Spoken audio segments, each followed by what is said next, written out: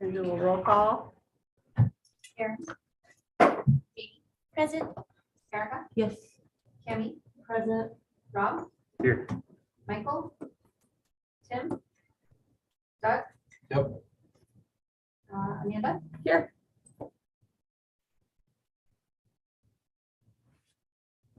All right, so we need to approve the October agenda.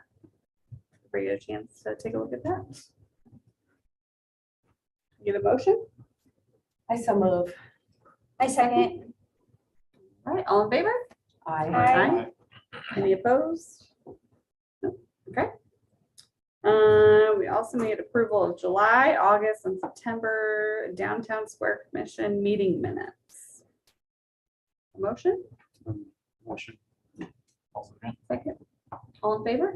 Aye. Okay, any opposed? All right. Public comment. Looks like we have a lot of spectators today. They're beating down the door back They're in line. They're They're just in line. they're up the stairwell waiting to come in. there. They are. Old business, none of that. New business. Downtown design guidelines. First up. So today's meeting will primarily focus on the draft application process for the downtown facade and interior improvement program. The application process consists of three different distinct phases. The first is the application phase. So when someone is wanting to apply, just getting everything prepared, and then any questions, having Charlie and I address those. And then the second is staff review of the application. And then the last phase would be a review and final decision by the Downtown Square Commission. We'll start with like the application process. These are an overview of the required application submittals. So as part of their application, applicants would be required to submit some attachments that would be relevant to the scope of work that they are conducting. So these are just recommended to assist in determining scores that are allotted based off of the rubric scoring system, and we'll go over that as well, but that should be in the agenda packet to see. So the first three just ask for facade plans if any exterior work is going to be proposed. Otherwise, if any interior work is being proposed, it just asks for building plans to show what the applicant is wanting to do. It also asks for just like some photographs just to show what the existing condition of the area is, also to get a better idea of where everything that is being proposed for improvement is gonna go. After that, just like an itemized project budget. So this just asks for estimates on the cost of the project that's likely to be incurred. But it also asks for if there are any private investments that are also helping to back the project, such as additional grant funding as well. And then the last one is just an application narrative. It's just an explanation of what the project is, why it's needed, what the physical conditions are, and then it relates it back to the program's goals. And yeah. And then as part of this too, we want to be resourceful towards applicants as well. So that could include having webinars and in-person meetings. Staff can host some virtual, but then also have them in person. So that way we can explain the application, the review and decision process, and then also answer any questions that anyone might have on the program. And then if there are additional questions outside of that, also meeting with prospective applicants to help answer any additional questions that they would have. But then also when we're meeting with people, to connect them to additional funding opportunities. So if they do have like a large project, what are other opportunities that they can have for additional funding to meet their vision for their property. And then also providing information within the downtown square design guidelines to be more of a resource for them. So we can go into the staff review process. So when the applications are received, staff will review just for zoning code and building code requirements, but then also any parameters that are outlined by the program. And then we'll create a staff report that essentially just analyzes those and provides a recommendation to the Downtown Square Commission on what score should be allotted based off of the 10 categories on the scoring rubric. And then at that point, it would go to the Downtown Square Commission and they would review that application and assign a final score and make a decision essentially on what the application receives. So really quick on that too, I just want to reiterate, I think what our intent is we would obviously score everything, show you what those scores are, not ask you to go do your own homework on it. Essentially, you just agree or disagree with how we score things.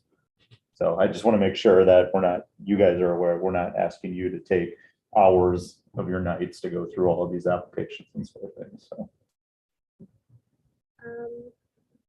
Yeah, so the scoring rubric, which is in the agenda packet, has 10 different categories. One of them is shown as an example up here. So that's the impact category. And there's 3 different scoring criteria within like the category. So the first is advanced, which allots 3 points. The acceptable category allots 2 points, and then the unsatisfactory allots 1. Everyone at minimum will get 1 per category, but the more that is proposed on the project, the higher in score that you get. There are, I want to say 4 special categories, such as upper story housing, alleyway activation, and retail ready spaces, but you don't need anything higher than an unsatisfactory score in order to get funding. And so we do outline also that the minimum score that each applicant is needed to be considered for the funding is 15, but again, you don't need those, you don't need extra points in those special categories in order to be considered. So you can get points in other categories in order to meet that minimum 15 threshold. I had a question. So are you saying everybody would get at least the points required to get funding? Yeah, so at minimum you'd need 15. The maximum you could get is 30. But like in order for it to be brought to the commission, it just needs at least 15. But everybody's for sure to get 15. They should be able to without getting anything higher than a 1 point in the special categories. So what it is, and I think you all had a copy of that rubric, and if you don't, I just encourage you to look at that at some point. But there's things on there like, we put, because based off our discussion last time, we have upper story housing, alleyway activation, and retail ready spaces, and Emily did a good job pointing those ones out. But I think those are 3 to kind of hone in on, because not every project is going to include those things. And and I think, again, based off the direction we've gotten, it's not just a facade grant program. This is more of a building improvement grant. In the past, it was always just facade, but I think we want to do things to just improve the overall quality of the square and improve the building. So, maybe you're not going to get any scores in upper story housing, alleyway activation, or retail ready spaces, but you still have an opportunity to score high in those other areas to get you to the 15 minimum. And one of the things Emily and I talked about was, we're not going to say, okay, here's the 4 highest scoring applications. We recommend these for approval. I think it's going to be, we're just going to have to take a look at them and say, okay, here's the ones that met the 15 minimum. Now let's take a look at those applications and figure out which ones make the most sense based off the amount of funding we have, and then recommend those forward. Can they all do this, like apply for this, even though they're on this Yes, board? yes. I mean, it would just have to be recusing yourself from the discussion on it. So that was one of the things that we looked at when we started this commission, knowing that could be something that happened. So. Yeah. Does that make sense? Yeah, I was just thinking like, so anybody could really get, The 15 minimum should be pretty easy to get, I think, I was just overall. wondering like, is that the way you want it? Anybody to be able to get that? But again, I mean, it really comes down to, and we're looking at this program and building this program.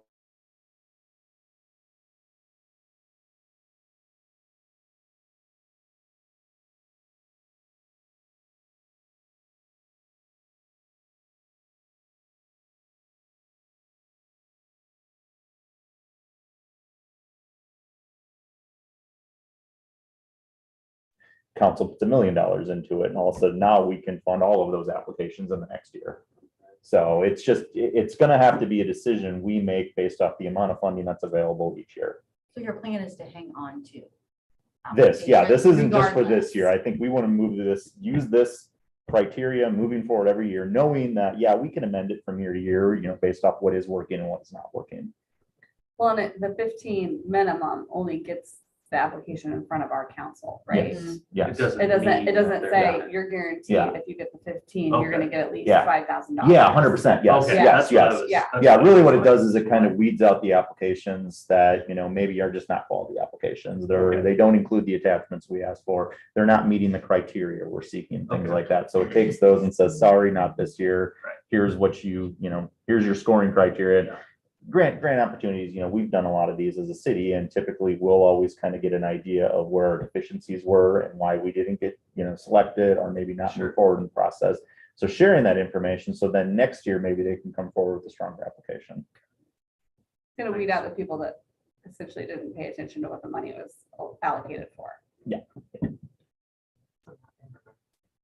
And I Now remember I this get it. discussion, but I couldn't I remember was just having the how same you question. decide out of those applicants, how to utilize that 125,000, right? It's gonna It be could kinda 2, challenging. It could be 5, Yeah. am I Right. understanding that correctly? Yeah, I mean, if we got 2 applications in, it becomes really easy. If we get 15 applications in, our work becomes a little bit more difficult. Awesome that we have that many people interested in it, but then we can also take that data going into the next year and say, hey, we have a lot of interest into this program. We need to consider council putting more funds into this. So. and is it something that you advertise to the public, like why those 3 main criteria that we've picked are important? Upper story housing is really Mhm. important to be potentially selected for a Main Street Iowa community in the Yes. future. What were the- What were the? Well, 3? there's 10 altogether. I point those 3 out because those 3 are kind of the, Top maybe I say wild card things that not everybody is gonna be able to include those, but I think those 3 things are really important on the vibrancy of the downtown. Yeah, So we need to have those things in there because that does help assist what we want to do in the direction we've been given. But again, I pointed those ones out because, I'm just thinking out loud here on a building, Corner Sundry, for example, already have upper story housing. They've already got a retail ready space and they don't necessarily have an alley right next to them to do anything with. So they might not be able to meet all of those items. However, they can still score high in other areas to bring the application forward. and will the city apply? Will the city itself apply for what we talked about with, like, I don't think we wanna, I mean, we could, but I'm thinking out loud right here. I wouldn't think we'd want to because those funds were allocated to the private side.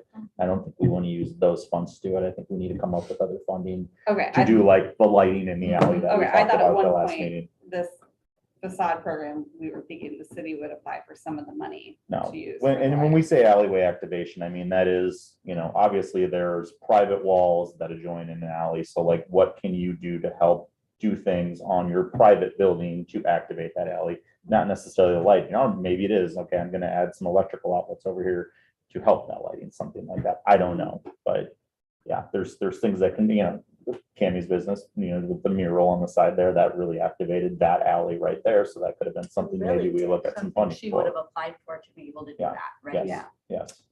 But given, again, there's can always ask. what, 6 businesses or 6 buildings on the square that are adjacent to an alley right now. So there's really not, well, there's more than that because I know like behind Feed and Foster and next to Clear Path Financial there. Yeah, but it's that not really an will allow alley space. because it's a private. It's not, but yeah. I mean, it's kind of what I Space. still see as Yeah. that space that could be considered an alley. It's maybe not an alley by definition, but. So, but anyways, there's more than just 6, I guess. There's those fingers on the square that also have alleys, but there's just things that we can do. I don't know all the owners, and if it's like my building where there's one owner down here and there's a different owner up here, I don't know if it's like that with all the apartments I on don't the think it's with square. all of them, but it's not. just Some of yours. them, Yeah. how do we make sure they know about this? So people that we really want to apply, we're like, here's this Mm-hmm. information. Yeah, it's gonna be, I mean, we'll do whatever we can from a city to get that information out there, whether it's mailers, flyers that we put on, postcards that we send out, social media, whatever, but you know, maybe we even go door to door and hand out flyers, I have no idea, so. But we'll do whatever we can to get the information out to let people know that it's I there. would really love my owner or my neighbor to Yeah. have this information, Yep. but he's also 90 years old. He's not on Facebook. Yeah. So Yep, make sure he has that. Yeah. Everyone gets this information. yeah, no, like, yeah, we'll do, we've got the ability to get addresses of building owners and send out a postcard or something like that. It does become a little weird when we're dealing with upper story versus lower story. We've kind of got to really dig in and get that information, but So non-building owners would just want to work with their landlord, if you will, to work together on the project. yes, Is that the best way to handle Yeah. that?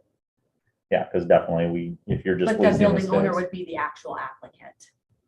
Do they have to be the I- applicant if they have permission? from the Yeah, I mean, I building think owner? that, yeah, definitely the building owner is gonna have to, there's gonna have to be something there from the building owner saying, yes, I want this done in my building. Now, could the tenant, fill everything out and just have the building owner sign it? Sure, I mean, Oh, I don't think that's an issue.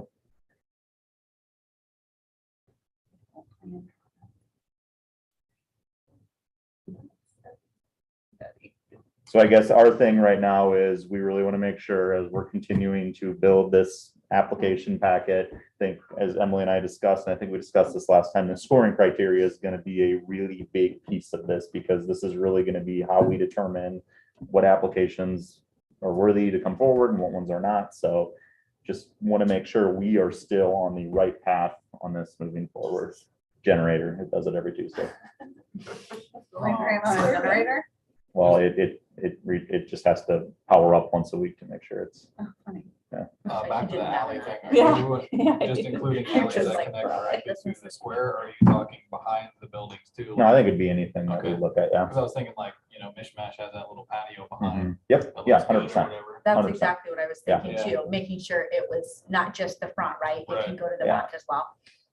I mean, I think anything that provides a value to the square is something that we want to encourage people to apply for this money for. I mean, having just a little patio space in the back definitely provides a value. I can't put an amount on that value over something else necessarily, but I think that's where we get into these criteria as we score them, bring those forward and say, hey, here's the projects we recommend, and then show you everything else, see if you concur with those recommendations, and we'll continue to move them forward.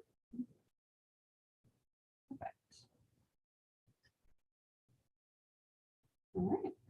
Awesome. Well, if everybody's good with that, Mhm. anything comes up, I guess, between now and then, let us know if there's any other criteria or critiques you want of it. But yeah, we'll continue to build this. And I think we're hopefully, I mean, our goal still is to kind of get this application, I think, wrapped up and maybe to you at your next meeting, if not December. And then we start doing the application process come after the holidays sometime in January with everybody. So maybe another couple meetings until we get to the final thing, but we're getting closer, I think, to that final application packet. And just so you know too, behind the scenes, we've also been working with some of the local banks to make sure they want to be involved in it. And so far, the ones that we've talked to have said, yes, absolutely. So.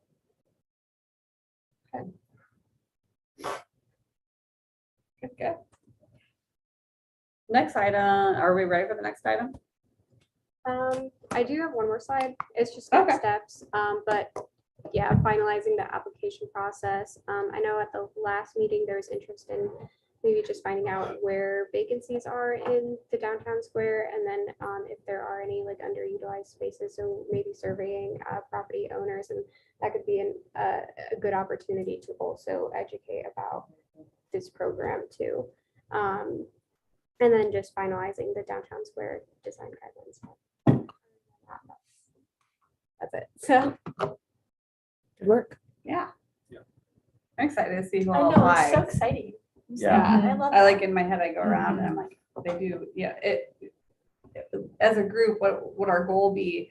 You know, that 125,000, it was our goal to like have 5 higher impact projects, or would we rather have 10 Little project. little Yeah. It can be projects looked that at from so many clean up? I Yeah. know, there are so many different other. angles. I think it's just, we wait to get the applications in and then we start having those discussions. Yeah. at that point, Well, and so. some of them might be like smaller additions, like we're talking about like the mural and things that face an alley, even doing some of that, Mhm. you know, allotting some for even smaller projects like that, that really do enhance the square. I was gonna say small and mean, big. You know, I think, I just don't want to rule out some of the smaller Yep. things, knowing that that's pretty eye-catching when you're going around the square. If more that faced alleys did smaller projects like that, that could even go a really long way. Yep. Yeah, There are it's some- for that one business, but it affects It really does, everyone. It's yeah. positive for everyone. Yeah. There's some built-in flexibility there too, like say you have whatever, like you fully fund 5 or 10, but then you're left over with like 6,000 that doesn't fit anybody's application because they needed 10 or whatever. Is there flexibility for that 6 to then say, okay, we had this art piece that only needed like a couple, but they didn't meet all the criteria, but can we go ahead and fund this artist to do this alleyway? 100%. Okay. Yeah. And like I That might said, be you a way know, to do some of the small ones if you have just a little chunk left over Yeah. that wasn't enough for somebody to do anything with, but it's still money that's sitting there. Yeah. Yeah.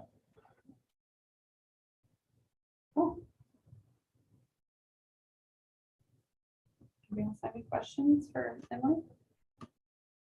Thanks, Emily. Yeah, yes, and thank all you. credits Emily. She's been working really hard on this one, so. Charlie, the next item is the event application for Home for the Holidays. We didn't have a quorum at the last meeting. Do we need to revisit the Halloween event, or did we? That one's already been approved by council. Yeah, we brought it forward. We didn't have an official recommendation on that, but we brought it forward with the noted concerns that were mentioned at the last meeting, so. So, the Home for the Holidays application. That was in our packet, wasn't it? Yes, and as we've talked before, just with these special event applications, it's our hope that we can take a recommendation from the commission forward to the council on these types of events, so.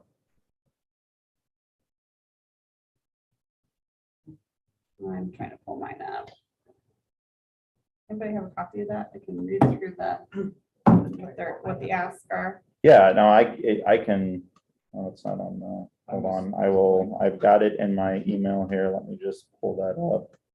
Got the actual hard application up on my desk too, so.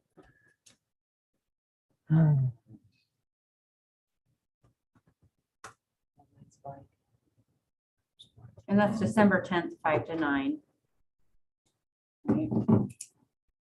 Yes, Street closure at what time? let me get everything pulled up here.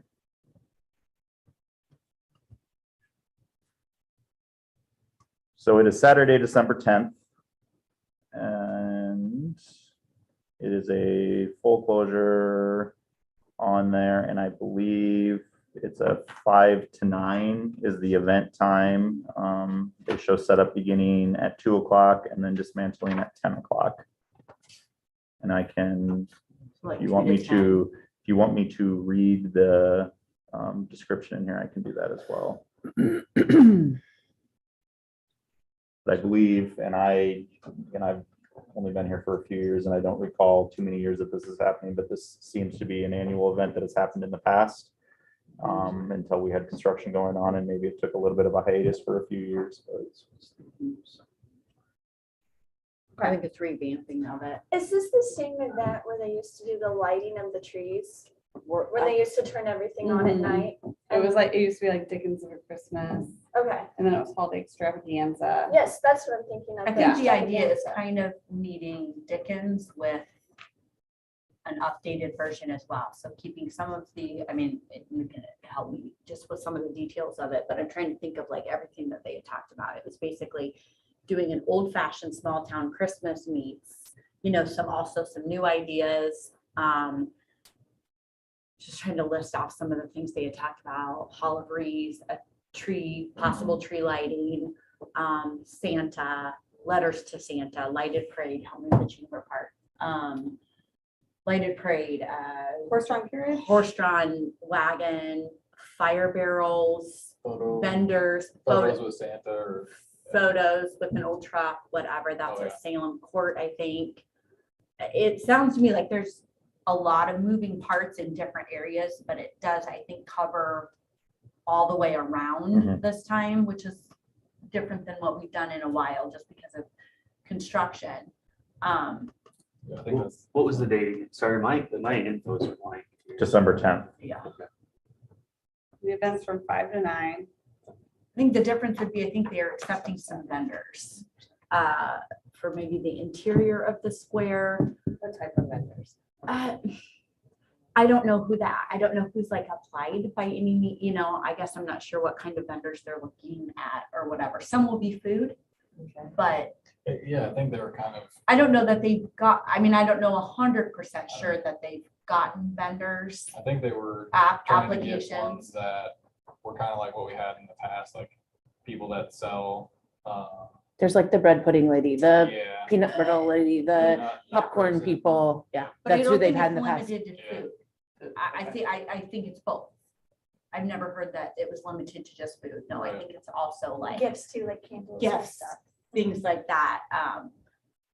The only concern I think that was brought up, which to me is kind of pretty obvious, is like in front of existing businesses, being careful about not necessarily putting vendors there, Well, which the to me business- as a retailer, yeah, I would prefer Yeah, not. The retailer that has those spaces has first dibs. Right, like to do something Either to themselves. say, I don't want anybody there because my store is gonna be open, or. Right, Hey, I'll put a little thing out. To right. sell just a few things or whatever in there. You can businesses can also host someone, like, let's say you have Yeah. a really cool cookie person or something, you know, who does Christmas cookies. Like, you're not open, but you could inside your space host someone who does something like that. And then I think at that point, it just goes to the business owners. I don't think it has anything to do with that, you know, because it's always kind of hard, I think, in cold weather to put people outdoors. I was gonna say, I was Yeah. trying to think of places that were vacant. Well, that's that why I around think the they square that were we could go in. worried, that's why they were, I think, focusing on the interior of, The interior parking. Filling that up Square. first. yeah, and kind of letting those vendors, which are on the Yeah. outsides, kind of do their own. You're talking the courthouse. Yeah. Yeah, justice, uh-huh. yeah. And And I don't see- can, sorry, go ahead. I don't see the first year or two even filling that up. I mean. I if don't you think of either. how many- I don't either, no. Man, I don't think there's enough people that stand. I out in think the cold. weather, people are pretty hesitant about coming out in that kind of Yeah. weather, but if they can get some, I mean, that's great, but I know the But not all of interior them was are- first. You know, looking to sell stuff either. You know, some of them are doing like, what, a free hot chocolate stand and, Oh, you yeah, know, yeah, stuff like that. too. different things like that outside their business, yeah. So what time are most of like your businesses on the square that are open on a Saturday closed by? Besides your. I close at 3, I don't know. And what time will you? I close at what? On Saturday. Two. Two. So the 2, restaurants are. Kimmy, you're what's 2, left I'm open 2. then? I'm 3, I'm Until- close. Yeah. Mid-afternoon. I think also it was key giving time to close, and if you are doing something or whatever, having time to set up, I assume. So from like a restaurant's perspective, Amanda, like for wins and you guys, like, how do these types of events affect the restaurants? For us, it's. I'm trying to, they're not bad. They're not incredible. They're not bad. You know, we'd like to have more parking. We'd like to have our streets be open. And I have a hard time with the street closures because I sat so many hours on the streetscape project. And the design of the new downtown area is to be more pedestrian and foot traffic friendly. And full closure after we've just gotten it opened up is hard for me to put a yes on, because is this our new normal? Is this, the design of the streetscape is so heavy on pedestrian friendly that I guess I would have to know like what we're using the streets for to approve for them to be closed. I'm not opposed to it. I just, 2 to 10 is a long time. 8 hours is a long time for a street to be closed on a Saturday. Why are the streets closed for this event? Yeah, that would be Oh, my there's question. no way that you could do it without a street closure, with how many kids and stuff. If you've ever been to this Christmas thing in the past, there is no way you could have the streets open. Zero. Especially when you're talking probably things like the Yeah. horse-drawn Yeah, I mean, wagon. if- Oh, okay, That I was goes like, I all the forgot way about up. that stuff. The Yeah. fire barrels. You on guys, well, the fires. Halloween thing I It's- understand because like you said, there's Yeah. cajillion children everywhere. And I would As guess. this would be pedestrian pretty friendly as the family. sidewalks and stuff are, you're still not gonna get that amount of people safely on the sidewalks. And then doors opening, kids running around, traffic right over here, not gonna happen. Okay. And I still go back to some of these being, to me, even though it feels like it's a lot, they're still pretty isolated instances. You're talking about a Christmas event, a Halloween event, The Halloween You one's know. not closing the square though. Yeah, it is. the kids, The kids one. Oh, the kids one. But that's so the like, city. to me, it still seems Thanks. like Take it for over to them. an isolated event, like a small town Christmas event, that one in particular seems like, it would make sense. You're right. I don't think it's possible without, given what they're putting into place. Yeah. I don't think there's any way that you could leave them open. Well, I mean, just it- with them, how they It mapped it comes down out. to what also, yes, a lot of businesses, it means money or not money, because that's what it comes down to. Either your business does really well on these events or it doesn't.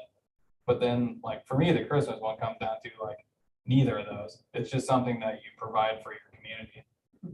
It's like closing our square and having a bunch of kids running around. Let's be honest, it doesn't pack West Hill. Mhm. Not at all.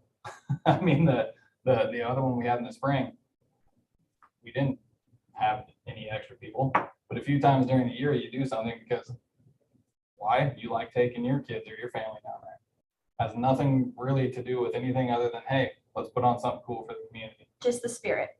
Yeah, I Yeah. mean, we haven't been able to do this kind of crap for 2 years plus COVID. It's just like, Well, and the holiday thing, I feel like it's, been out for even a little bit longer, unless I'm crazy. it's been No, I going can't on for remember. like over probably what, a decade?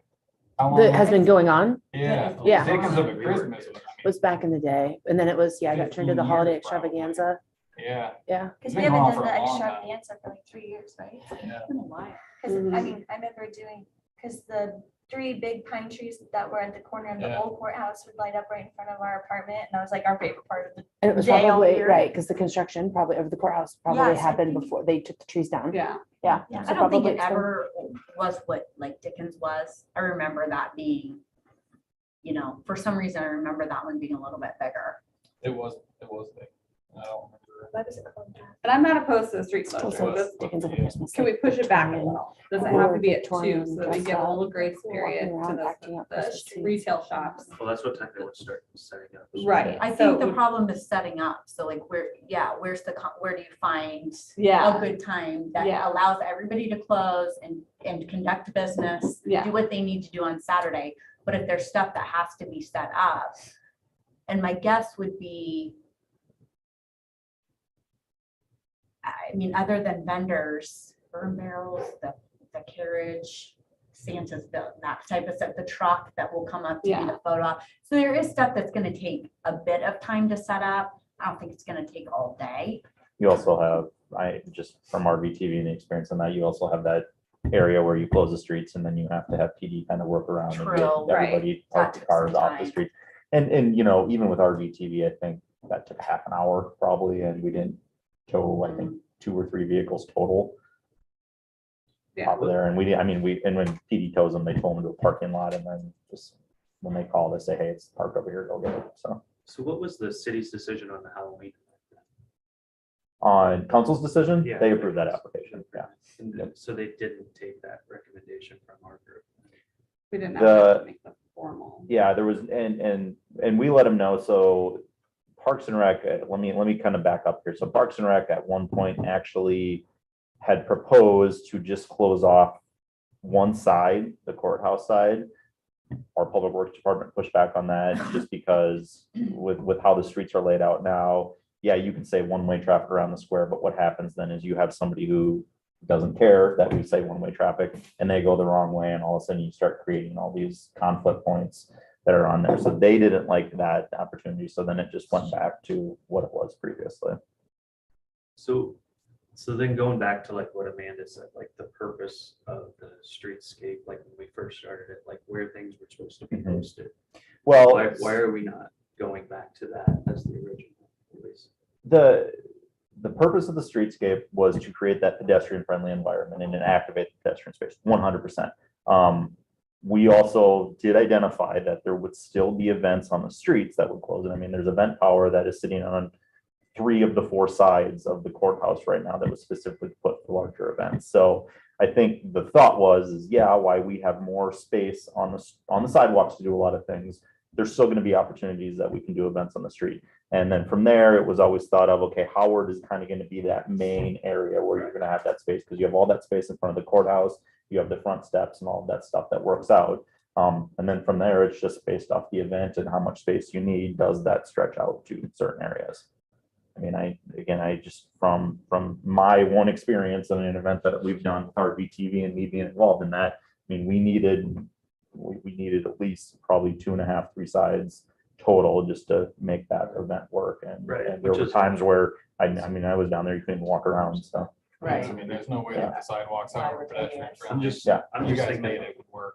that's like a once in every 10 years event. But 100%, these yes, Types yes. of events like. Yeah, but that what are are you gonna annual. do if bike night comes back? It's not. Are you organizing it? No, How do you know it's not gonna come back then? I mean, see, Yeah. But that's my point, so. But Rob, I if you- think- If you start getting like this, that was a once a month thing, right. all summer. and a lot of people. So if somebody wants yeah. to organize it and apply for a street closure thing, is every business gonna say no to 4,000 people coming up and being right 2 feet away from their door? That's crazy. That's what I'm looking at it from a retail Mhm. standpoint, which is, I get different than food, different than a lot of different areas. Yeah. You know, if you have an event and you close down the street for that event, and let's say I make triple the money that night. Mhm. Well, clearly I'm going to be in favor of Sure, events Sure. that put people in the streets. Right. I mean, I would be crazy not Right. to. Exactly. So, but like, I completely understand that for different businesses and different things, it does have a different effect. Right. That would be like me, you know, not understanding that the effect for her business could be different than mine. Yeah. But to not, for me, just to not support something that brings in, you know, the amount of income that the events have brought in where the streets were closed. Uh-huh.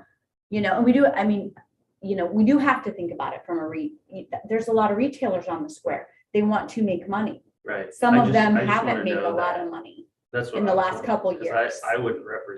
I wouldn't have an interest in any of this. Right. Besides, I mean, I would, Well, no, but I but get what you're from a saying. community standpoint, like Doug had mentioned, Yeah. but I'm trying to look at it from the other side, the ones who are like, why do we close all of these streets down every time? Why do we not bring it to a smaller, because I mean, I remember Dickens and I remember Holiday Extravaganza, and it's so sparse. Like there's something here and something When I here. think they're trying to fill it, given the Why- map, Like, why don't, okay. You so- know, given so the you think map, it'll be full? the inside? given the way that it is mapped out currently. Yeah, There's quite a bit on all 4 sides. And Okay. that would have been my concern from the commission standpoint is don't close the streets if you're not going to utilize the right. space. That's what if you're, So, if you could fit it all in one on Howard, correct. why not use Howard Right. and make it incredible on Howard? Right, but I think the concern was And then leave the you've rest got for- the business for- owners on Buxton Right. or on 'Cause that's- Ashland going, That's been the concern with the street closures though. well, wait a know, second, we like want some stuff of in those front of us businesses too. Didn't So, get any business during the RVTV, which was probably one of the busiest times outside of bike night on the square. And they had less than a normal night. Well, because everything was over there. And yeah, it was a little hard to walk, but nobody came over here because there was nothing on this side. On the, or on the. I think it's So hard It's because hard to do pick one side because then like these people are like, oh, great, they get the event again, you know? and they'll feel like they're on the wrong side. And they'll feel It's like an they're on the emotional wrong side. topic because the square's been closed for 3 years. That's the bottom line, right? So, and even though I had streets open in front of both of my businesses, the square is still closed because the north side is closed. The traffic is not there, the people aren't there, there's a million things going into it. So I think this commission has to decide how the square, or the city has to decide how the square area wants to be used by the community, not what works for your business, what works for my business. That, I mean, it has to be how the community or how the business, or what businesses you want to attract and how you want them utilizing the space has to be thought about it. Whether that's closing all the streets, closing one street and making it, this is where the action happens. And if you want the action outside of your door, then you should find property and own it on the east side of the square or whatever it is because otherwise it's going to get, every time it's going to be an emotional thought, and it can't be like that. Because when somebody comes and bike night comes through here and says they want to apply for it, it has to go like, well, does it meet our criteria? Is it good for the community? Are people inconvenienced by the street closure, or, you know, whatever the things go? RVTV is a perfect example for things, right? Shut down the entire square starting at 11 o'clock. I had 2 customers that day. 2 people outside, parents with kids, bounce houses. They don't shop in my stores. Parents with kids don't shop in my store. They look back at me as they're leaving with their kids and they go, we'll come back. So, I mean, it's just, and that's me. That's me. That doesn't mean that Mike next door at Corner Sundry had more people than he could serve, because he doesn't have that many people every single day. So he doesn't have 10 people on staff to be making mults when there's an influx of people. So it's just, it can't be what works for one business and what doesn't work for the other. It's how the space and how the community wants to use it, and the businesses, you know, what are we trying to build or have, or, you know, utilize the space by the community, is my personal opinion. Otherwise, every single time it's going to be like, oh, that was good for me. Oh, that wasn't good. You know what I mean? And that's too hard. I was But just does gonna the say community about show up? your store. No, yeah, and I'm not saying, I'm Yeah, but not that's here my nor there on it. question. I'm just saying there has to be a philosophy or a grading system or something of what the space wants to be used as. So it doesn't feel, It's like this, like, we need to decide as a community or the city, are we an entertainment venue or are we a retail restaurant district? Because I moved to the square thinking we were a shopping, retail, restaurant type place. I think it's both. I wanted to say this, let me say this real quick, because it goes to both your things. Like, I'm on this commission because I live on the square and I play on the square. So more stuff that we have in the streets, like the bounce houses, like for my kids and stuff, less likely I'm to go into your store and go shopping, and to go into your store shopping, because the kids and I are doing the stuff that's out there. So for that one we're night and not bringing another more time. stuff into the square. And then like same with drinking. When there was tents outside for Brent and I to drink, we're less likely to go inside of your place to get a drink at the bar, because we brought a whole bunch of other businesses onto the sidewalks and onto the streets. So if it was, But we didn't, on that last one, we didn't allow anybody outside liquor licenses. It was Which only is people business that were on owners. the square that could already have liquor. You're probably talking about like bike night. well, I just like Yeah. even art, like my go-to place, I like to drink at the Brick House, but I didn't that night because the tent was really convenient outside Pete's or the zoo. So I didn't go to my favorite bar because it was like right there. So I'm just saying, and then like the bounce houses and now vendors and stuff like that, bringing more in, and it's in the streets. So we walk around the streets, and then I'm like, okay, I'll hit up that store on their regular open day, maybe, instead of taking advantage of the event. Instead of think putting that's all the that's- extras that's first, valid, put yeah. the businesses first. We- Well, the how do you businesses know take that a some of back those seat, I think. Businesses won't buy a brick and mortar that's vacant or rent or whatever, like Platters with a Purpose or Charlotte's Kitchen that's opening real soon. They almost picked a place on the square. There just wasn't one available. So you can't really isolate and just say, oh, these are only for businesses on the square. Yes, this is the Downtown Square Commission. But you don't know if one of these businesses is gonna end up landing in your vacant building next to you or the one across the street, you know? No, but I next know to like you. the jumpy houses aren't, and Cincy's not, How do and you that's know? what we bring to the They gotta square. have an office somewhere, They're not. just like a They're DJ. not. Why is the DJ on the square? He doesn't do bounce houses or whatever, because he needs a place for an office and an image. I don't think you can isolate it like that just by saying, you know, oh, we only want these businesses to succeed. Businesses come and go daily. Hell, we could close tomorrow. We don't know. You know, some other business will pop in there. I think you have to bring it back to kind of what you said. Are we an event space for the community, which is all of Indianola and heck, probably Warren County? Or are we not? Was that per event or all the events? That's the hard part. Because we're talking about the That's what, holiday one right that's now. kind of what we're here to decide though. And if you want to talk All right, about so simplify it. small shopping, small and stuff Simplify like it. that. Do people want to have the holiday one approved on the streets or on the sidewalks? That's what it comes down to, right? Well, Because it's basically about a street closure, right? Comes down to Yeah. brass tacks, it's a street closure. I think you I can think still everybody's in close the agreement they wanna do streets, the but holiday put the stuff, right? businesses first. Like, cause like the wagon, the horse, whatever it is, that can still, that's like a taxi to your store or a taxi to your store. It's not giving money to somebody else and not our businesses on the square. I think the businesses on the square had to come first before the phone and the bouncy houses and I think all of that is in mind when these planning committees are trying this, because the whole goal for these things is to offer something for the community and to create an influx of people in the downtown area. An influx of people in the downtown area, if you have whatever and you only get 10%, that's still more than 50 people on the square and you only get 10%.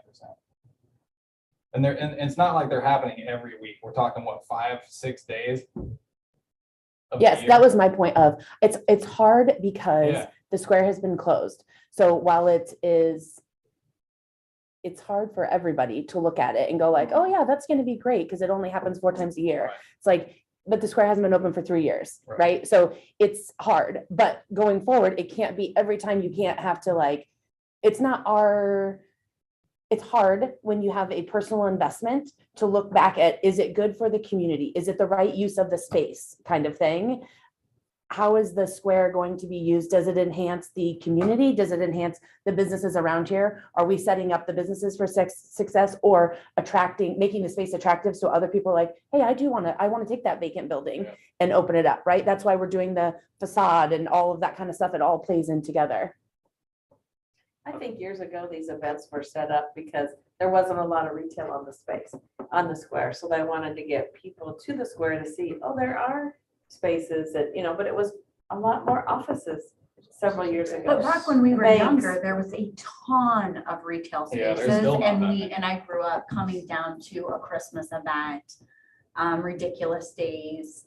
I remember there being like a big craft thing during balloon days, different things like that. And I guess I keep going back to, there was a lot of people that would come down There for was. that. And That's when there was a community lot of isn't retail. just adults, it's kids too. And that means parents, and that mean, I mean, I don't have little kids, right? But 100% support the kids' activities, just simply because in my opinion, it's good for the community. It doesn't have anything to do with me, but I'm still going to support it because I think it gives that sense of, the feedback that I've gotten, even people not coming in my store, is they really appreciated getting to bring their kids down to something on the square. Right. Again, it didn't have anything to do with like my store or whatever, but from a personal view, do I feel obligated to support those events for those people as being part of this community? I do. I support kids events too. I mean, I support teams, I support the music boosters, I support the athletic boosters. I mean, all these things, all these events we give to personally. I mean, we all do it. Right. And we're all asked weekly to do it. But it's just like, it gets to be a point where somebody said to me the other day, you're not a charity. You're a business. You're trying to make it. So we can't constantly be giving when I'm in the business to sell. I'm very generous. I feel like I give to lots of things, but I can't do that all the time. When I wasn't need to here, have but what retail. was the discussion or the opposition for the Parks and Rec trick or treat on the square, as far as that one? I know that's Parks and Rec, but what were the concerns? I don't think it was Just to opposition to it being on the update. square. It was just that the whole square was gonna be shut down because it's in the middle of the day. Mhm. I mean, kids trick or treat at night across streets with their parents. So why would it be unsafe in the middle of the day for them to cross streets? and Each shut- street doesn't have 300 kids on it at the same time, though. That's the difference. You're, you know, combining all the kids into one area at one time. Or trick or treating, they're all spread out. So yeah, it's a lot easier to say to your kids, hey, look both ways. All right, let's go. See, I can Other see than when you're on a square the with Halloween 400 thing kids all is just running around crazy. definitely a Yeah. family event. The It's a Halloween safety thing is thing. definitely about the kids, about your Yeah. community. You might not make money, I'm sorry, but it's one of those about that one is about the kids in the community. Getting back on track, talking about the holiday one that we have coming up. Well, I don't think you can say get back on track. I mean, that helps us understand this. Well, okay, so the holiday one coming back up, planning that. Like I said, if we have all the free stuff on the streets, the sleigh rides and the free hot chocolate and stuff like that. I'm not gonna go inside and shop at these. I'm not gonna go shopping for pretty ornaments and breakable stuffs and gifts when I have my kids with me. I would if it was less about the kids and more about the shops. I'm gonna invite my mom to come with me and we're just gonna go store shopping, like store hopping. See, I'm kind of opposite on this. I am more in favor for closing the streets at 4 PM, asking for them to push back their setup time. 3 o'clock the earliest. And my reasoning for that is the shops are open till 2. It gives time for traffic to clear out, cars to clear out. My lunch rush on a Saturday lasts till 2. I don't want to ask my customers to go move their car. By 3 or 4 o'clock, that is a dead zone on a Saturday. I appreciate that this event is on a Saturday. It doesn't affect your 8 to 5 business. It doesn't affect the barber. The barber will be closed by then, you know, like we love our little local barber at Cuts, and she didn't have a single appointment on the day of, when you close during the day, the people that are going intentionally to the square and not for the event are affected by it. I like this event that it is a Saturday evening. Retail can choose if you want to be open or not.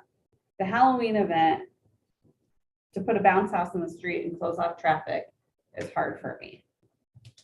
Because our public amenities get used and abused on that day. People are coming and they want to know what's free. But the holiday event is an isolated time, not a peak pedestrian, you know, it's not going to interrupt your day-to-day activity. I think that's why 5 to 9 was chosen. It's I agree elective, that Yeah, that's I think it's a good time.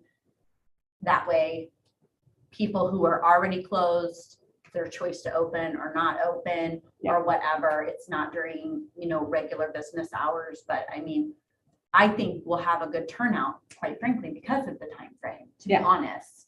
So I'm much more in favor of that. I think it makes sense as long as restaurants are okay with that. I mean, I'm fine with that. As think long as that's I can good. get if I can get my lunch crowd out of there and not be asking patrons to go move their car in the middle of an NFL game or something like that.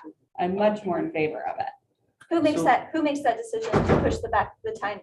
Obviously, everyone's in favor of that. Who gets to make that? I think call? that's when we make a formal recommendation, we approve this application, but we ask for them to move their setup time back to 4 PM, no earlier than 3.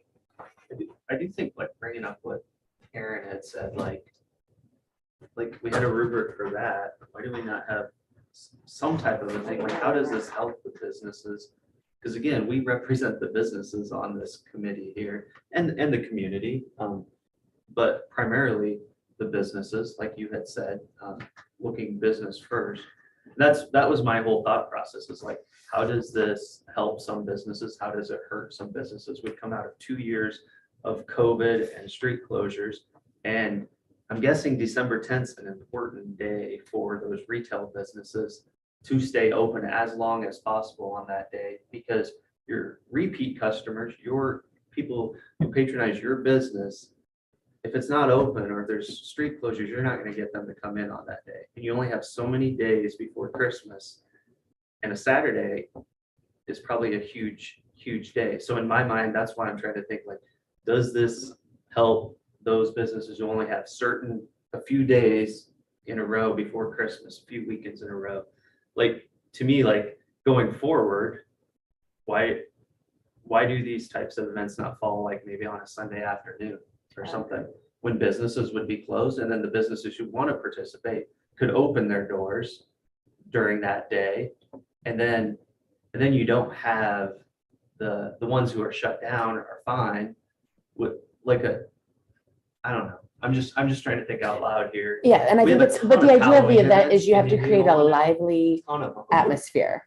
And that's, so you want businesses, it's twofold. It's just, how do you maybe move people towards utilizing the sidewalks, right? Going forward, so it doesn't become a street closure, so that the community understands, and it's just sort of like looking at things differently. It's not that things don't need to happen on the square. It's just, but when you shut it all down and then hope people dump in there, how do we have events? Because that's part of the quality of life, which is why people live here, right? This is why we all have businesses around the square, because we love the idea of the square. But how do you keep business running and things flowing and have that quality of life? Is it utilizing the sidewalks? Is it doing it from 5 to 9 on a Saturday to have people kind of do their tasks during the day and then come back for the event?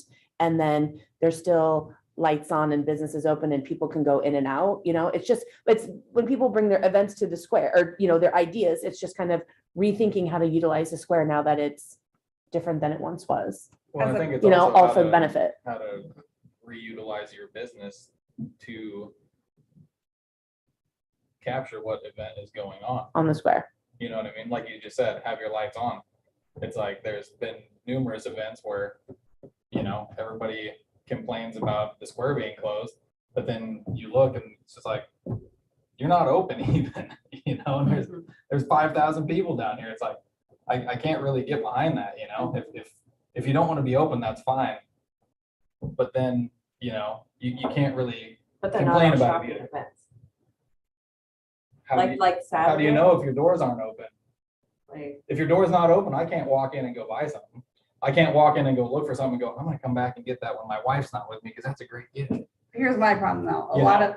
You have a lot of, You gotta have buy-in from people for these events, also to make them So successful. the bounce houses on Saturday after the Halloween one, the Parks and Rec event. I mean, last year, my street was the one street that was open. And I mean, for regular traffic, but they closed it and put bounce houses in front of it. I had 2 people I didn't have that any. come in.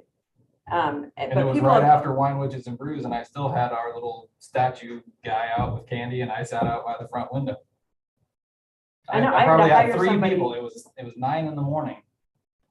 Have you Why guys- why am I at my brewery at 9 in the morning after being there at 1 a.m. after Wine, Witches and Brews? Because I believe in it and I think it's a good thing. And see, I'm opposite. That was That's the one of my, only reason. that was one of my busiest days.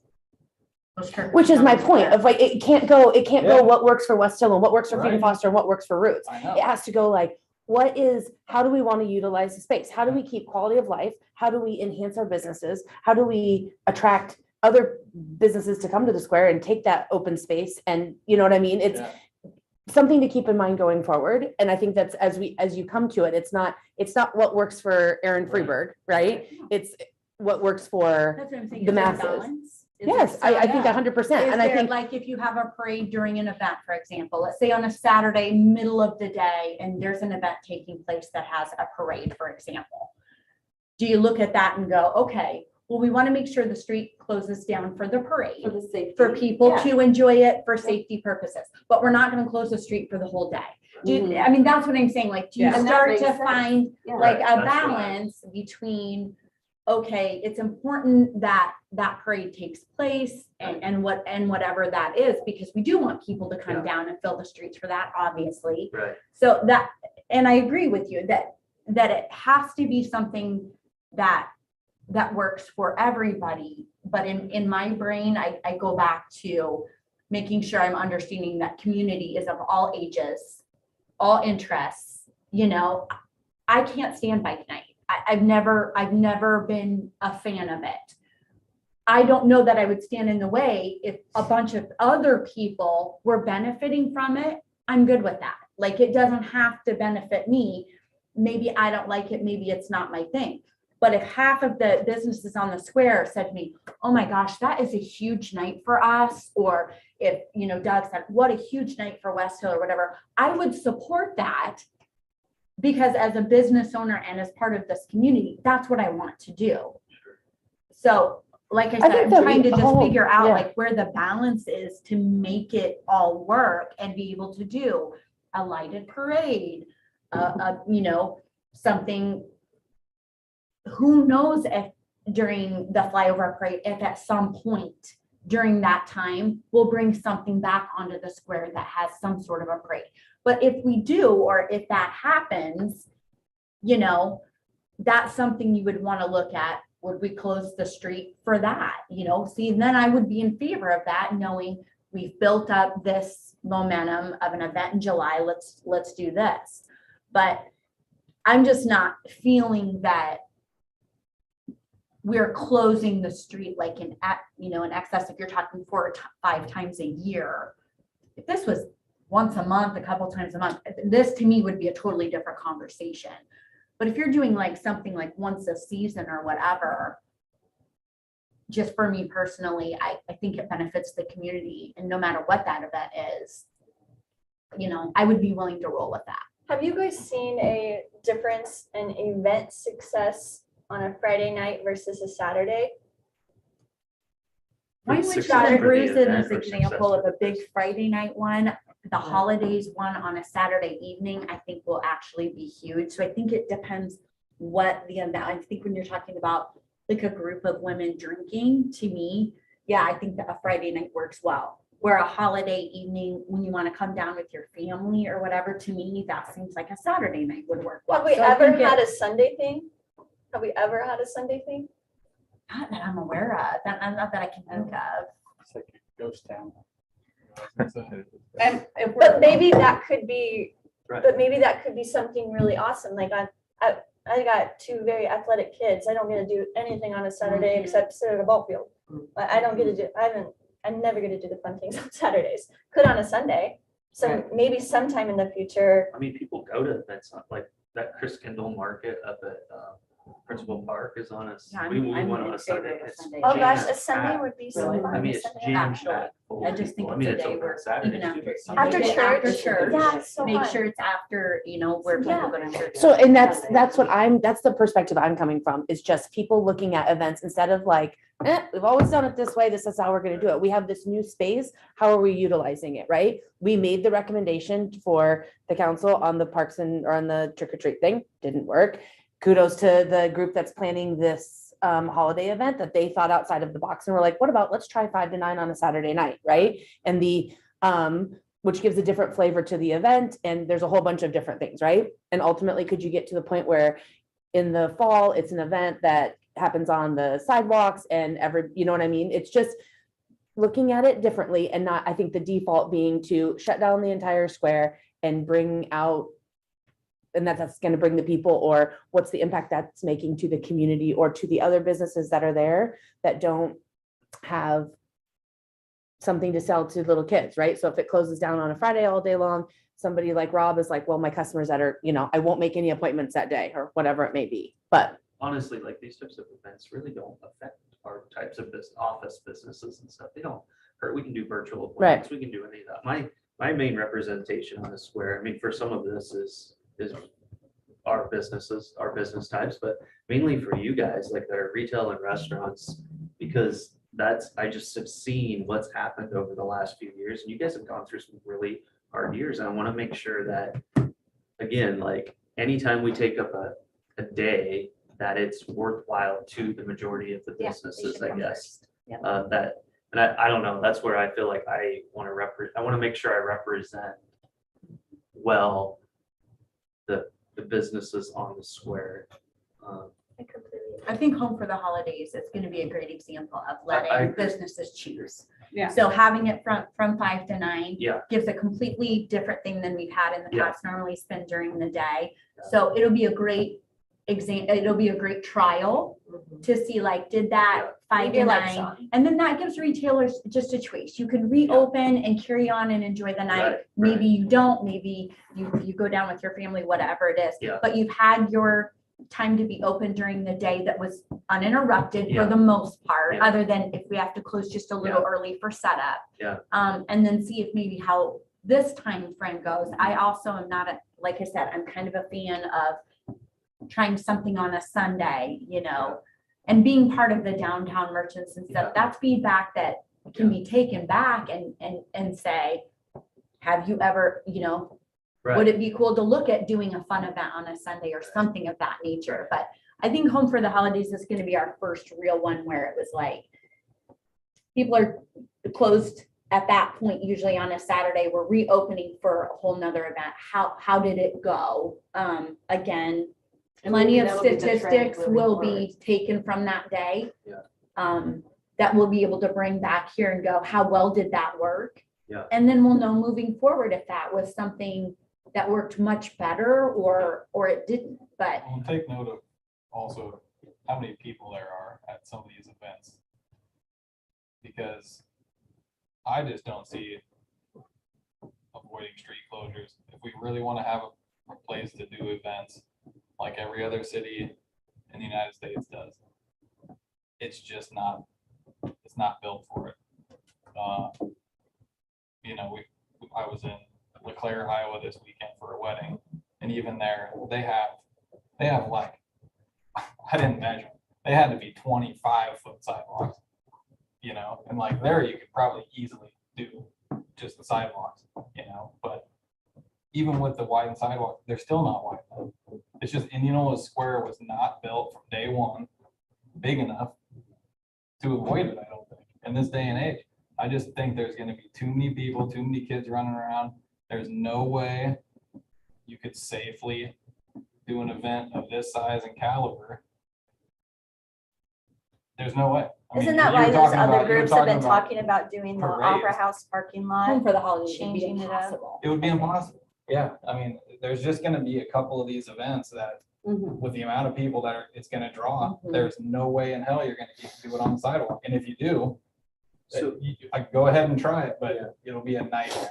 Yeah. Well, it's Yeah. gonna change, right? With that Yeah. that guy that came in and talked about the Opera House parking lot. being There's gonna the be, new- there'll be other areas, I think, that can be utilized for sure, so. Yeah. The Irving parking lot, I mean, as a parent of a young child, we've done the Mayor's Youth Council Bike Fest on the square, and we've done it in the Irving parking lot. And that Irving parking lot was built for a kid event. I mean, it's fun, you have the playground, you have that.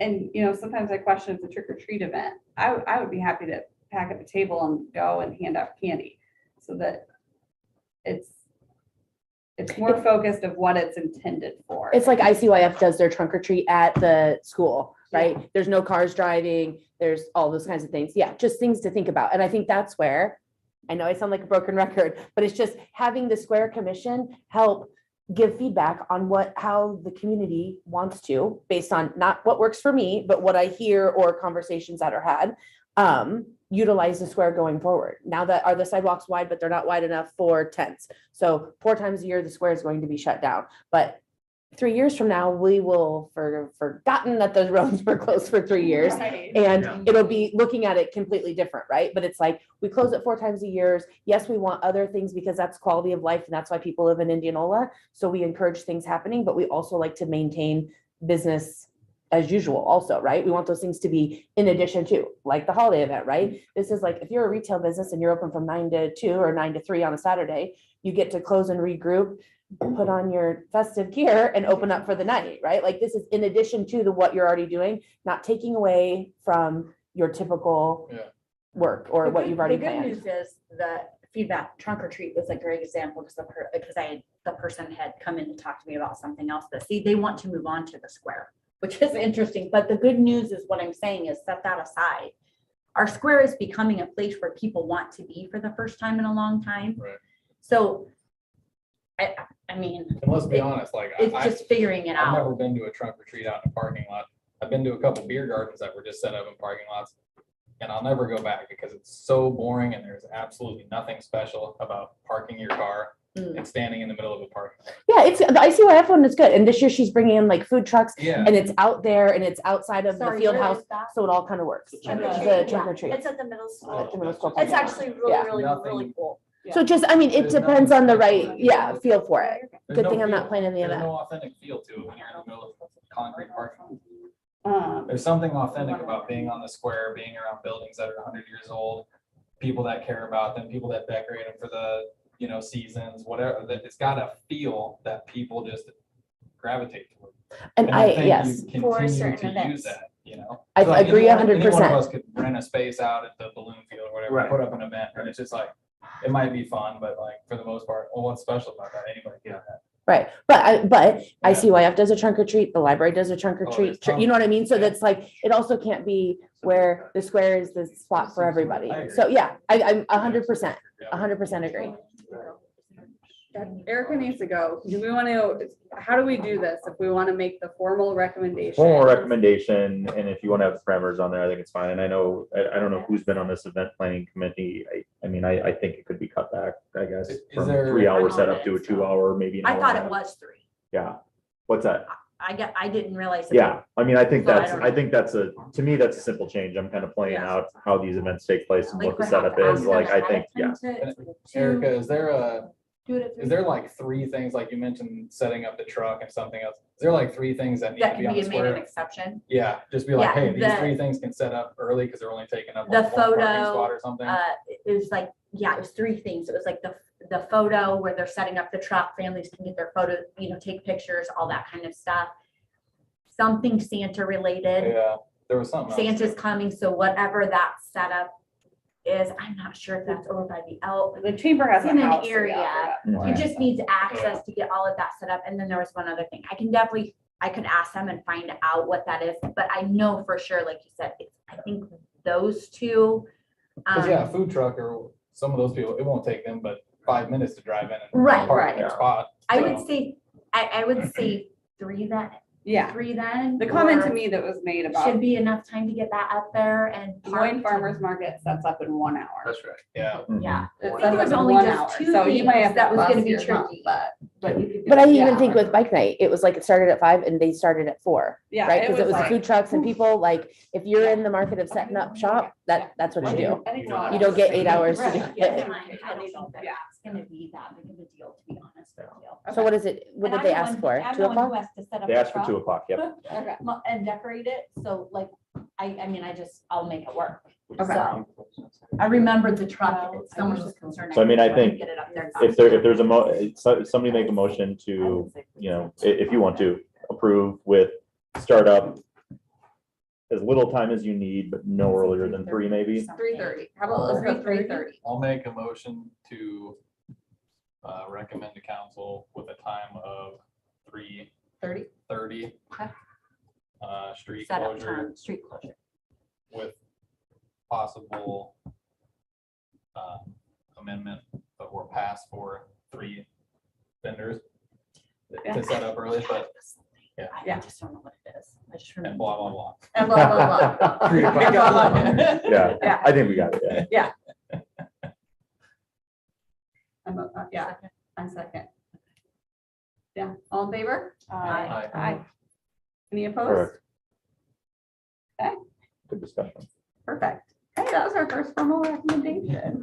So can we have some, like what Aaron's talking about in the future, so we don't have to go through all that every time? So we can kind of really think like, Like is timeline, you mean? this the way we're wanting to do things? I think that would be. Yeah, I good. think, so, and just, I've been listening and all that, and I think there's a lot of great points made. And I think what it is we've just got to strengthen our application process to show, okay, if you're closing the square, show us exactly what you're doing with the space. Yeah. We don't want to just show, hey, we're closing off all 4 sides. Here's a map that shows where we're putting in barricades. That's it. No, show us how you're fitting everything in on that so we can assure that, yes, you actually need this much space on there. At the same time, let's be very conscious of the fact that we have businesses, the times of those businesses, and if we can push it as far as we can. I mean, I think, to be quite honest, a 3-hour setup is crazy. There was different reasons we needed to do that for RVTV, but Sure.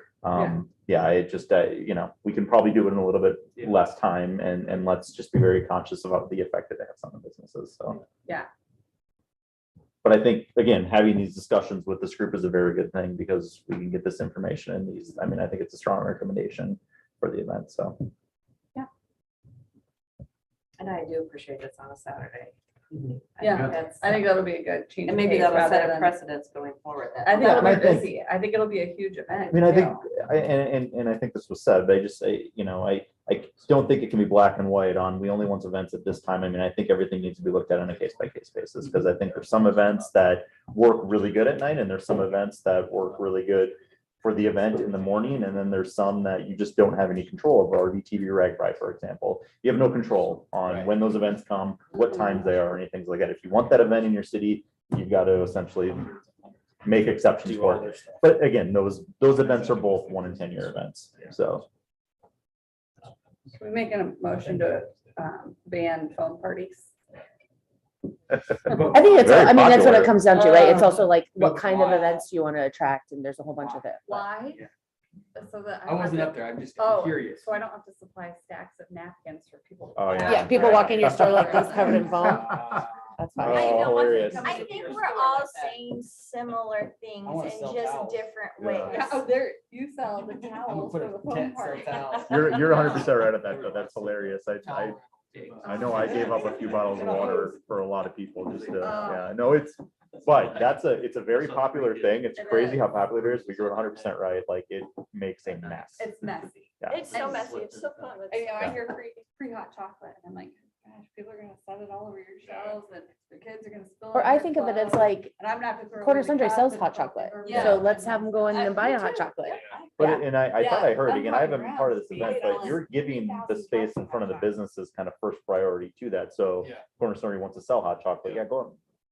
I mean, yeah, there's things going on. So. Yeah. Yeah, so I think the way that this group is kind of came up with a little map, like the inside ring, so around the courthouse, those are spaces that'll be filled first.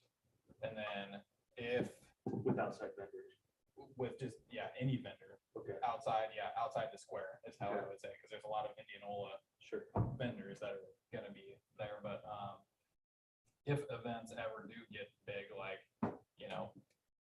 Covered Bridge Festival or whatever, then they would move to the next ring, which would be in front of the businesses, but then we would go to the business and say like, hey, Aaron, do you want this space for yourself? Where if Aaron has a tent, she can put up a tent just so that people are like, oh, hey, what's here? Like maybe she has one item that she's doing for that event or whatever. She can put tables out there with somebody, but then that would be first dibs because with the RVTV thing, how it came about was Pete's Pizza had the cement tech Mhm. and nobody could even see their sign or That was bad. anything. And so we took that into account on this other group. We're like, hey, we don't want that to happen again because they're the ones on the square. So they should have first shot at the 2 or 3 parking spots that are right in front of their building if they want. If you're like, hey, I'm not gonna do anything, park a cement tech truck there. Exactly. Cool, Mhm. then we would do that. Yeah. We would move the cement tech Right. in front of your place. Right. Yeah, So we listened to that and on this little group, we're trying to figure out how to do things so everybody has a fair representation if they want it. it's a constant Yeah. learning game. It All that totally stuff. It is. really is. I mean, yeah, It sounds like a fun way to monetize it, have almost like a draft. Oh, And be right. like, yeah, bring the cement tech truck down in front of it. Yeah, I'll park it there. Yeah. Yeah. I'll take this and pay $100 for it or, Right. yeah. So those, that's the idea. I think is what was brought forth.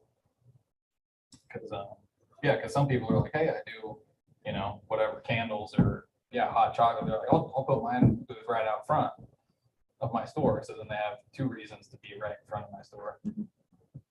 So, I don't know. Yeah. If you want to have input on that group, join the group. Yeah. Because I think it's a pretty active group and they're all volunteers and, they're just in honest trying to do stuff and keep people on the square for everybody.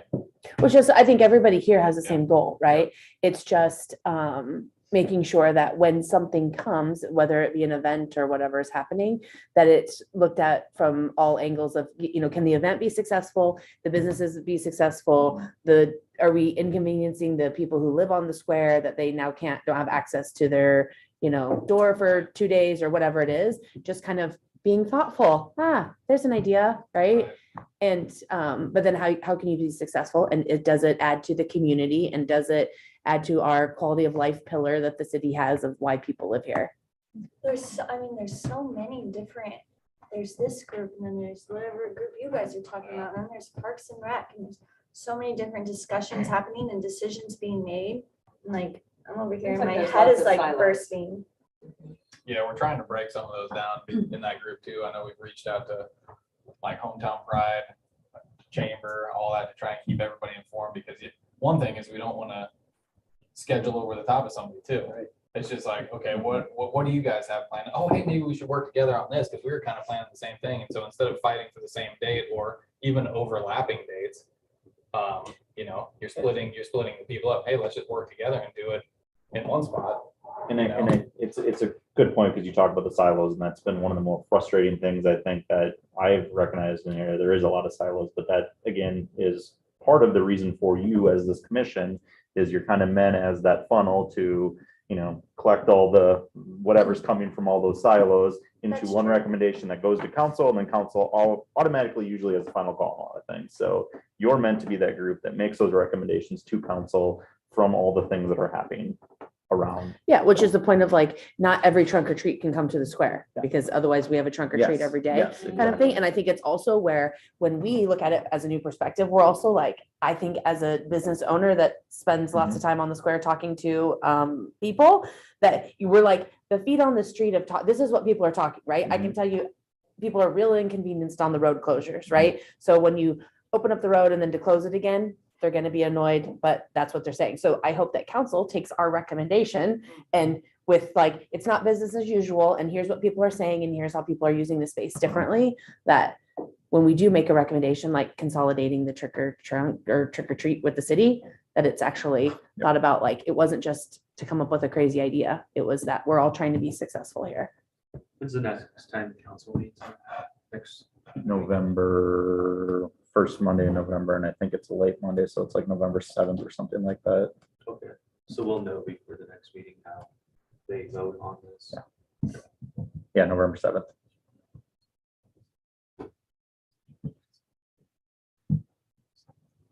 Yeah, I think it'd be nice if all the little groups could stay informed somehow Well, on what's going on. Because like you said, there's 10 trunk or treats going on. And which is great, and it all serves their purpose, but they can't all want to come to the square, right? Because Maybe they're all then I funded. can't be a successful business owner if there's a trunk or treat there every night, every day, I because think they're all people don't funded. actually need customers always. That's not always, they don't always go together.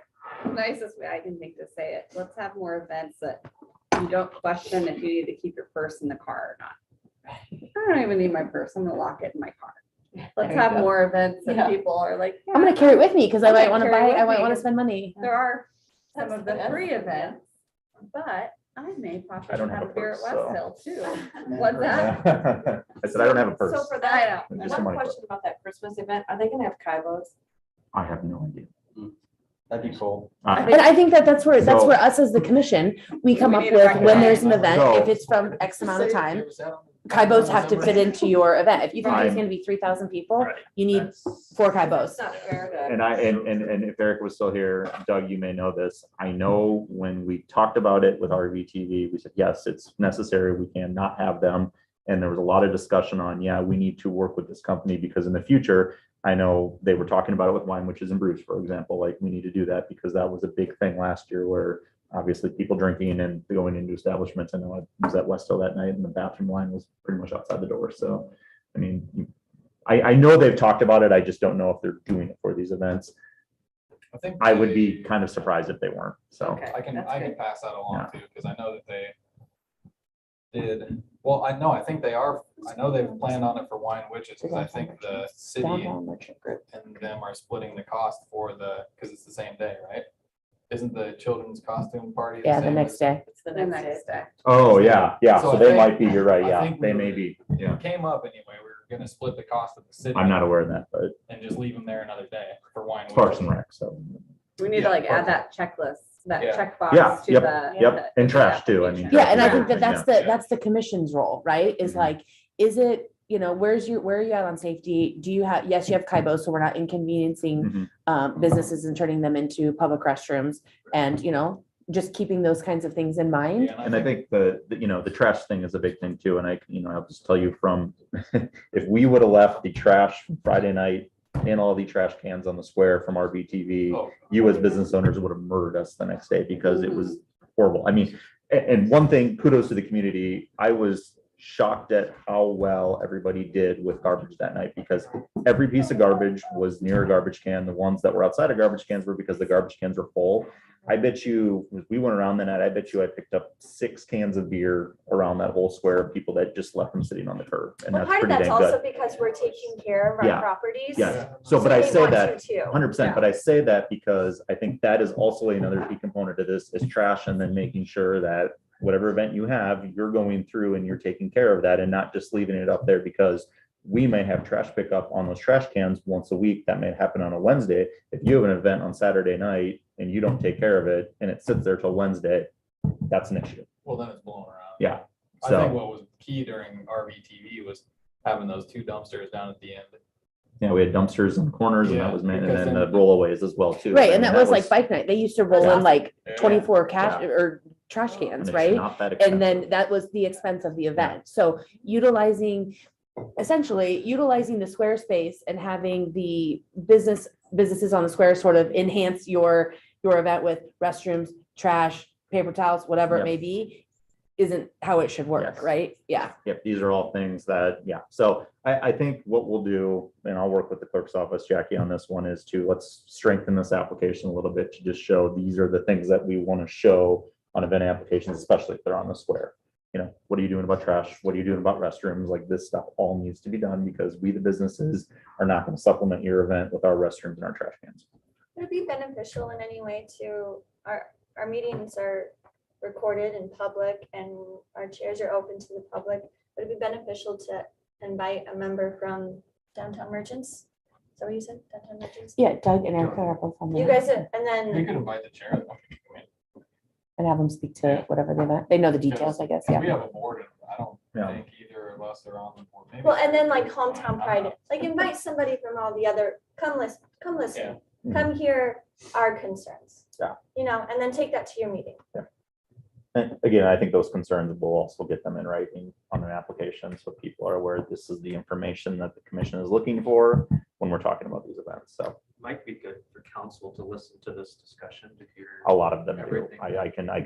Yeah. I know a lot of them do. I don't know if all of them do, but I've heard feedback that they do That's listen to good. this stuff, so. Yeah, that is Feel like good. we're That's- being heard. Because Yeah, reading no, it in you the are. application, but hearing their feelings Right. is 2 different things. Right. Is there on the application, is there a way to indicate how big an event needs to be? Is there a threshold? They have an estimated number of people that they put on that application. For the example, this one said 500. So hard to estimate that though, too. I mean, But that's great. I mean, that's a perfect example of like that sort of like qualifying the event, right? Is the square the right spot for it? If you have an event for 50 people, you can't shut down the whole square, right? You can't do that for 50 Yeah, people. yeah. Or it's just sort of, I think that's a great point, that I think my- something that we should, which is this commission hasn't been here before. So us taking that into consideration. And unfortunately, it's probably going to be that some people are going to not get approved for an event, or, they're going to be like, yes, do your event, but move it to the Irving parking lot, or yes, do your event, but here's how you need to make a change for it, just because it's not the right fit. It doesn't enhance the businesses, the quality of life, and the community, or we can't inconvenience the entire community to shut down the entire square for whatever it may be. It But just I doesn't was feel thinking justified. It's kind of a supply and demand thing. It's like, Right. we only want to have 6 closures a year, Right. make them good. Yes, I love that. I think that's a great idea. Yeah. Yep. And then Yeah. from It's there we just can hard, go. like Jared said, because we've been closed for 3 years. Even if my Yeah. street was open, we're closed. And I I mean, mean, all it's of it's hard. been a rough 3 years, so. And- So it's hard to look at it now. It feels like we just opened the streets and now we're closing them again. That's what I hear from community members, right? So 2 years from now, after the streets have been open for a while and the space is being used and everybody gets it, you know, It might be after the a- alleys get fixed and all that kind of stuff, you know, it's just sort of, it's a hard time to try to make unemotional decisions that are, you know, but I think everybody here has the same vision and idea and wants things to be successful, you know, agree. I think. Well, I think it's also good that there's a commission for this. It's good that we're all of us that put our name in the hat. It's good that there's all these other committees forming to do events. Because I think those are all signs of a strong community and a community that wants to do these things. You know, look at Pella, look at Winterset. That's what a success looks like. If none of us were invested, none of us, oh, I don't care if I'm on this commission or whatever. Well, that's what Indianola would look like.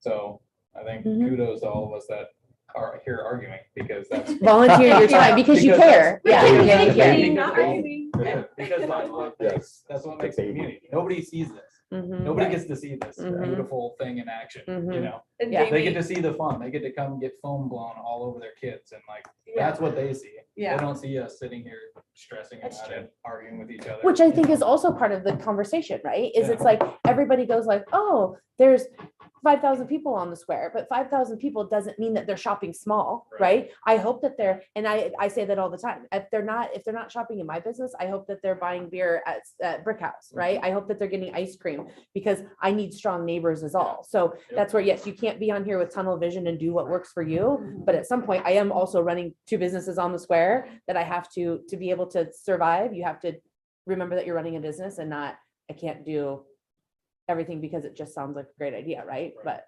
Yes, we want our neighbors to be successful. I do, because if you're Mhm. successful and you're successful, then I could be successful. that's how it all works. Yep. Yeah. Yeah. perfect. We're going up. We just don't know it. Any You guys additional are. comments? And I'm gonna Anybody else? shop, and I'm gonna shop there. But you're gonna be right in the thick of it. Yes. Lucky you. A few things on comments for me, and I know Amanda had asked for a few things to be added to the agenda, and us three were all out of the office at the tail end of last week, so we just couldn't do it, but things to discuss really quick. The Wonder on Buxton project, and I know that's come up with a few people, so that there was a presentation made on that in council study session last night.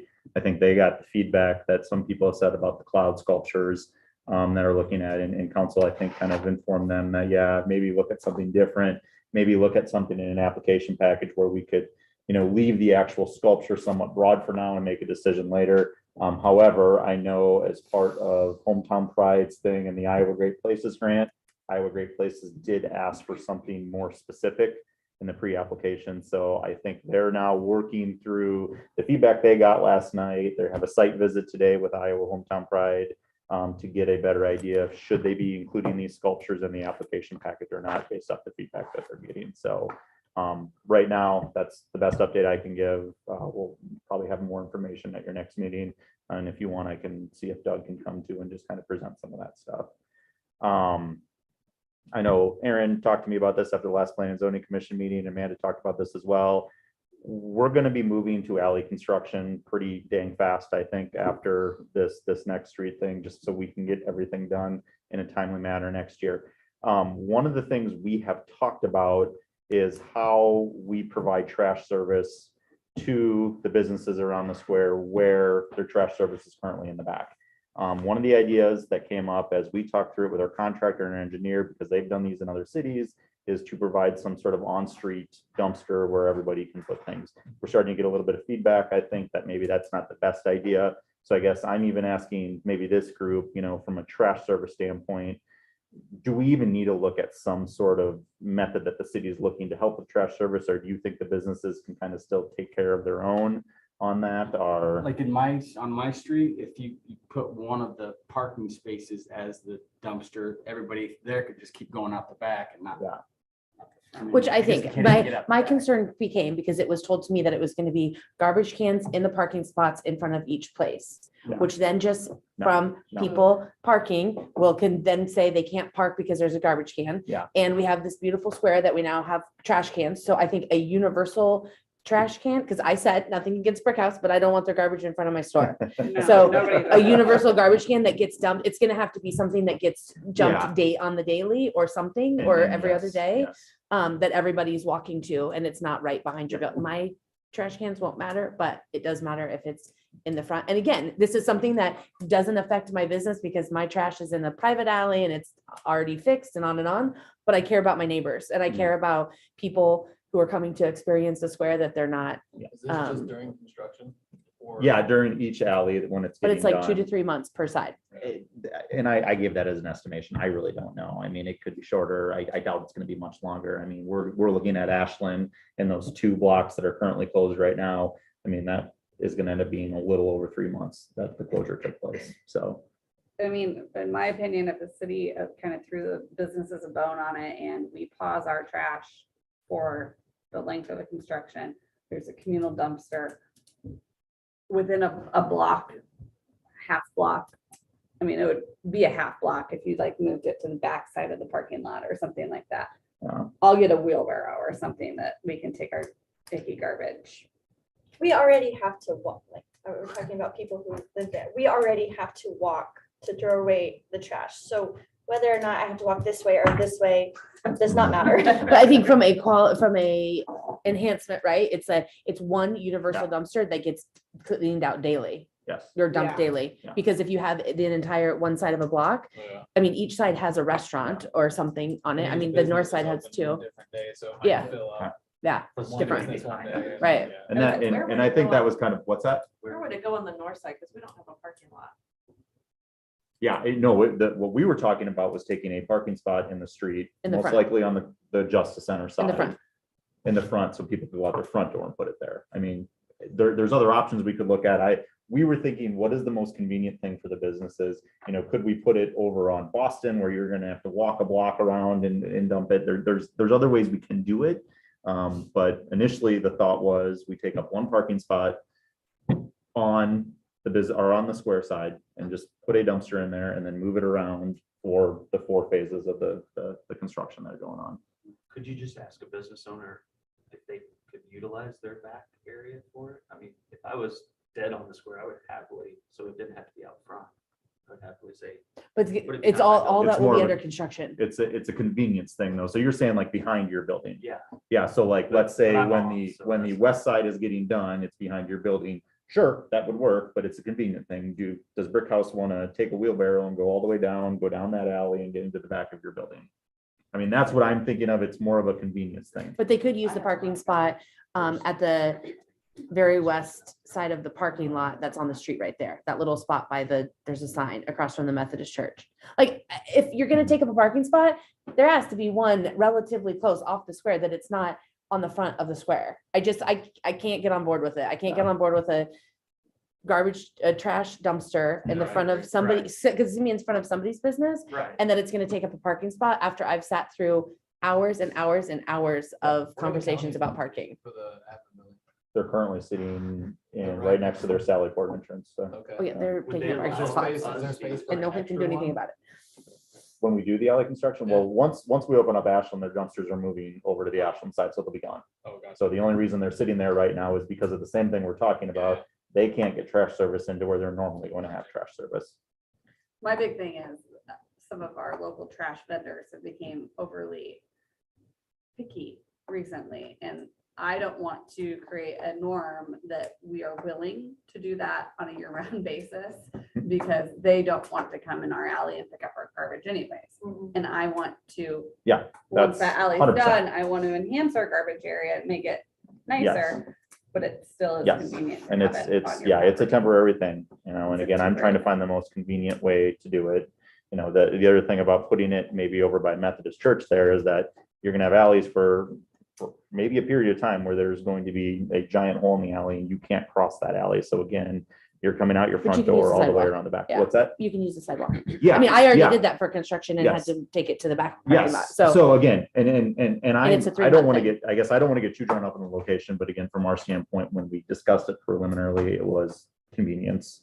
And that just seemed to be the most convenient spot for businesses, but again, I think it's open for discussion. We can move them around in different places. I kind of want to get some feedback on what everybody thinks works best for them. I think it'll have to be more of a quick draw decision, honestly, because like, I don't even know, like, will we have access to the back of our businesses, or will we, only be able to enter and exit through the front door.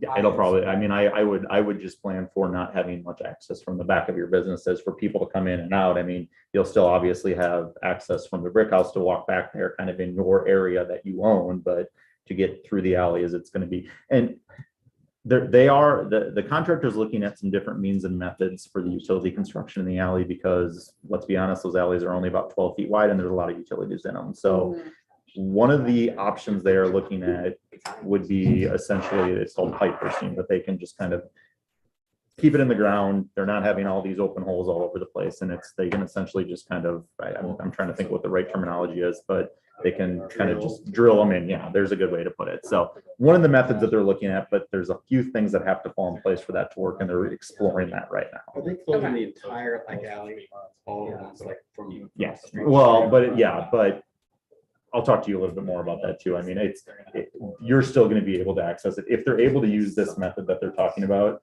yes, it'll be closed to the public, but you would still have access to it there. I know the almighty courthouse is so important, but there's nowhere that's not a parking spot that a giant dumpster can go by the courthouse? I know it's very pretty and special. I mean, I would think, so first of all, on the Ashland side, if we're going to put a dumpster, I think we kind of can get it as close to some of their loading dock areas as we That's what I was can. gonna say, there's. Yeah, and that's working with the county and seeing if they'll do it. But, when you get to Buxton and Salem, could we ask the county if we could use one of the parking spaces in the parking lot? Yeah. Sure. I can't promise you they're going to allow that, but we have not had that discussion, so. Give a little, take a little. I was gonna say, I think maybe it's Taken a good lot, to they've taken a give a lot. little- Yeah. And they complain, just say it's only for a few months. I'll have that discussion. Last thing though, we've talked about the construction. We are not going to know until Friday, kind of on a projected opening on Ashland. We do our final walkthrough on Friday with them. I would anticipate within the next 2 to 3 weeks for sure. But hopefully, fingers crossed, we're looking at sometime next week and everything open, so. When will the final Is there gonna be fireworks for that? enhancements and the signs and all that kind of stuff be? When will that We're start? still working through that In the right spring? now, so the initial contract, if you recall, the contractor that is doing the job bid that out at like $850,000 at an estimated $250,000. So we rejected that bid. We are still working through getting that put back into a contract, and the whole thought would be to do it next year, hopefully, when we were done with the street construction, because our thought at this point was we didn't want to hold up street construction on monuments, and those are easily put in with streets open. Signage. So, yeah. On what? Yeah, the wayfinding signage, the wayfinding monumentation, all of that stuff. So we're still working through that, getting that put into our CIP so we can then do that as a separate project So next year. the look and feel hasn't been finalized, the what's going to, where it's going to be hasn't been finalized, or you're still going off the same? Technically, we're still going off the same plans that were included in those original Originally. plans. Yes. That's still open to debate, I guess, if that, we want to explore that again and look at that and make sure that is the actual design we want. We can still amend that design, yes, but right now that's what we were going off of. It's just that the contractor bid it out extremely high, so we rejected that particular bid, and now we're working to get it back in. So we're still planning on doing it. We're still planning on funding it as long as council agrees with it still. But I mean, we've got all of the electrical work put in, all of the spaces for them are there. It's just getting them actually built right now. I move to close. Nobody else talk. Motion to adjourn. Second. Yep, definitely. Aye.